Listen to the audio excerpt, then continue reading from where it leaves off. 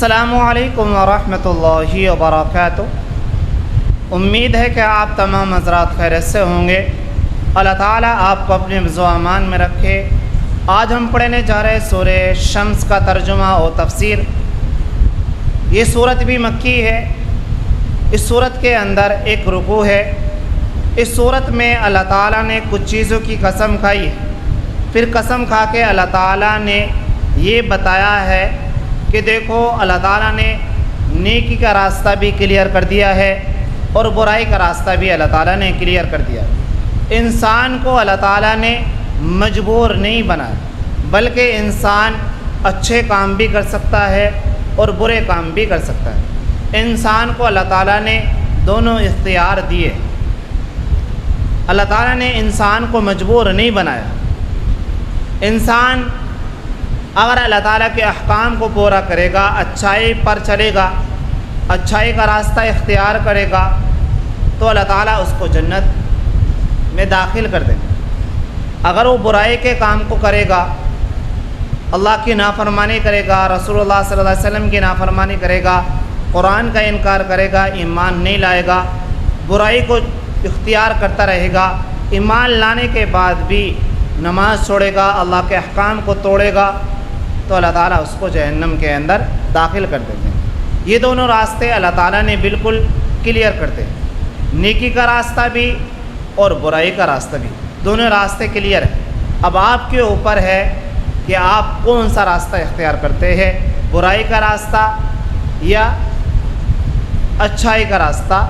اللہ تعالیٰ نے یہ دونوں باتیں، یہ دونوں راستے اللہ تعالیٰ نے اس صورت کے اندر بیان فرمائے۔ دونوں راستے بالکل اللہ تعالیٰ نے صاف طور پر ہم لوگوں کو سمجھا دیے۔ دیکھو، برائی پر چلو گے تو جہنم میں جاؤ گے، اچھائی پر چلو گے تو جنت کے اندر داخل ہو جاؤ گے۔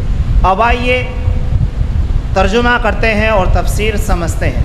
اعوذ باللہ من الشیطان الرجیم، بسم اللہ الرحمن الرحیم۔ والشمس وضحاها، قسم ہے سورج کی اور اس کی روشنی کی، والقمر اذا تلاها، اور چاند کی جب سورج کے پیچھے ہے۔ دن جاتا ہے، رات آتی، سورج ڈوبتا ہے تو چاند نکل آتا ہے۔ والنہار اذا جلاها، دن کی قسم جب سورج خوب روشن ہو جائے۔ رات جاتی ہے تو دن نکل آتا ہے، رات جاتی ہے تو دن نکل آتا ہے، دن جاتا ہے تو رات آ جاتی ہے۔ واللیل اذا یغشاها، اور رات کی قسم جب سورج چھپ جائے۔ والسماء وما بناها، اور آسمان کی قسم اور اس کے بنانے والی کی۔ والارض وما طحاها، اور زمین کی قسم اور اس کے بچھانے والے کی۔ وَنَفْسٍ وَمَا سَوَّاهَا، اور انسان کی جان کی قسم اور اس ذات کی قسم جس نے اس کو قیمتی بنایا۔ قیمتی کس نے بنایا اس کو؟ انسان کو۔ اللہ تعالیٰ نے انسان کو قیمتی بنایا۔ اب اللہ تعالیٰ ان تمام چیزوں کی قسم کھا کے بیان فرما رہا ہے۔ فَأَلْهَمَهَا فُجُورَهَا وَتَقْوَاهَا، پھر اس کو پرہیزگاری اور بدکرداری سمجھا دی۔ یعنی اللہ تعالیٰ نے نیکی کا راستہ بھی اور برائی کا راستہ بھی کلیئر کر دیا۔ دونوں راستے اللہ تعالیٰ نے سمجھا دیے۔ برائی کا راستہ اختیار کر لو یا اچھائی کا راستہ کر لو، یہ دونوں اختیارات اللہ تعالیٰ نے انسان کو دے دی۔ قد افلح من زکاها، اب اللہ تعالیٰ یہاں پر کامیاب انسان کے بارے میں بتا رہا ہے۔ کامیاب انسان کون ہے؟ یقیناً جس نے نفس کو سوار لیا وہ کامیاب ہو گیا۔ جس نے اپنے نفس پر کنٹرول کر لیا، یعنی دل نہیں چاہتا نماز پڑھنے کا، دل نہیں چاہتا کہ میں اچھائی کروں، لیکن اپنے نفس پر کنٹرول کرتا ہے، نماز پڑھتا ہے، اللہ کے احکام کو پورا کرتا ہے، رسول اللہ صلی اللہ علیہ وسلم کے جو بتایا ہوا طریقہ ہے اس کو فالو کرتا ہے، اہدنا الصراط المستقیم والے راستے کو اختیار کرتا ہے، تو وہ یقیناً کامیاب ہوتا ہے۔ کون کہہ رہا؟ یہ اللہ تعالیٰ کہہ رہا ہے۔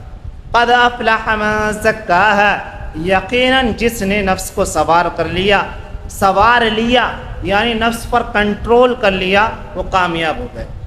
اب آگے اللہ تعالیٰ اگلی آیت کے اندر جو ناکام ہے، جو اپنے نفس پر کنٹرول نہیں کرتا، اپنے نفس کو اس کے حال پر چھوڑ دیتا ہے، نفس چاہتا ہے تو کرتا ہے، نفس نہیں چاہتا تو نہیں کرتا، تو اس کے بارے میں اللہ تعالیٰ بیان فرما رہا ہے۔ وَقَدْ خَابَ مَن دَسَّاهَا، اور جس نے اس کو خاک میں ملا دیا۔ خاک میں کس نے ملا دیا؟ نفس نے۔ برائی کے کام کو کرتا ہے، نماز نہیں پڑھتا، اللہ کے احکام کو نہیں فالو کرتا، رسول اللہ صلی اللہ علیہ وسلم کے طریقے کو فالو نہیں کرتا، اور برائی کے کام کو کرتا رہتا ہے، قرآن کا انکار کرتا ہے، رسول اللہ کی نافرمانی کرتا ہے، اللہ کے احکام کی نافرمانی کرتا ہے، اللہ کی نافرمانی کرتا ہے، تو اس نے اپنے نفس کو ملیہ میٹ کر دیا، من چاہی زندگی گزاری، رب چاہی زندگی نہیں گزاری۔ اب اللہ تعالیٰ آگے بیان فرما رہا ہے، میں آپ کو ایک بات بتا دوں، آگے اللہ تعالیٰ مثال کے ذریعے سمجھا رہا ہے۔ پچھلی قوموں نے اللہ تعالیٰ کی بات اور رسول اللہ صلی اللہ علیہ وسلم کی بات اپنی سرکشی کی وجہ سے جھٹلا دیا، یعنی پچھلی قوموں نے پیغمبر کی بات کو نہیں مانا، اللہ کی بات کو نہیں مانا، تو اللہ تعالیٰ نے ان کو نیست و نابود کر دیا۔ کذبت ثمود بطغواها، قوم سمود نے حضرت صالح علیہ السلام سے مطالبہ کیا تھا کوئی عجیب و غریب چیز کر کے دکھاؤ۔ حضرت صالح علیہ السلام نے ایک پہاڑ میں سے ایک اونٹنی کو اللہ کے حکم سے نکلوایا۔ جب وہ اونٹنی باہر نکل آئی تو یہ طے ہوا تھا کہ ایک دن اونٹنی یہ پانی پیے گی اور ایک دن آپ لوگ پانی پئیں گے۔ ان میں سے ایک ظالم آدمی کھڑا ہوا اور کہنے لگا ہم تو اس کو قتل کریں گے۔ حضرت صالح علیہ السلام نے کہا کہ اس کو قتل مت کرو، ہمارے تمہارے بیچ یہ بات طے ہوئی تھی، جب اللہ تعالیٰ معجزات کے طور پر اونٹنی کو نکال دے گا تو اس کی ذمہ داری آپ کے اوپر ہے، اس کی دیکھ بھال آپ کے اوپر ہے۔ تو انہوں نے پیغمبر کی بات کو نہیں مانا، حضرت صالح علیہ السلام کی بات کو نہیں مارا اور اس اونٹنی کو قتل کر دیا۔ یہ پورا واقعہ کسی اور صورت کے اندر بھی ہے، جب وہ پوری صورت کے اندر آئے گا وہ واقعہ تو انشاءاللہ میں آپ کو پورا واقعہ سناؤں گا۔ یہاں میں آپ کو اتنی بات بتانا چاہتا ہوں کہ انہوں نے پیغمبر کی بات کو جھٹلا دیا، رسول اللہ کی بات کو جھٹلا دیا۔ رسول اللہ صلی اللہ علیہ وسلم کی بات کو اگر ہم جھٹلاتے تو ہمارے ساتھ بھی یہی معاملہ ہوگا۔ ہمارے ساتھ معاملہ کب ہوگا؟ کل قیامت کے دن ہوگا۔ کل قیامت کے دن حساب کتاب ہوگا، ہم سے معلوم کیا جائے گا کہ تم نے کیا کام کیا۔ ہمارے سامنے رجسٹر لا دیے جائیں گے، اور جب رجسٹر کے اندر ہم اپنے گناہوں کو دیکھیں گے، ہم اپنی نیکی کو دیکھیں گے، اگر نیکی کو دیکھیں گے ہماری نیکی اتنی زیادہ ہوں گی کہ ہمارے گناہ کم ہوں گے، تو اللہ تعالیٰ اپنی رحمت سے معاف کر دے۔ تو انہوں نے پیغمبر کی بات کو جھٹلا دی تو اللہ تعالیٰ نے ان کو نیست و نابود کر دیا۔ اِذِ انبعث أَشْقَاهَا، جب ان میں سے ایک شخص بدبخت جو سب سے زیادہ بدبخت تھا وہ کھڑا ہوا، وہ کہنے لگا کہ ہم اس کو قتل کریں گے۔ جب وہ اونٹنی حضرت صالح علیہ السلام نے اللہ کے حکم سے نکلوا دی تھی تو اس اونٹنی جب نکل آئی تو یہ طے ہوا تھا کہ ایک دن یہ اونٹنی پانی پیے گی اور ایک دن آپ لوگ پانی پئیں گے۔ تو ان میں سے ایک ظالم آدمی کھڑا ہوا تھا، کہنے لگا ہم تو اس کو قتل کر دیں گے، اور پیغمبر نے ان کو سمجھایا لیکن انہوں نے بات نہیں مانی۔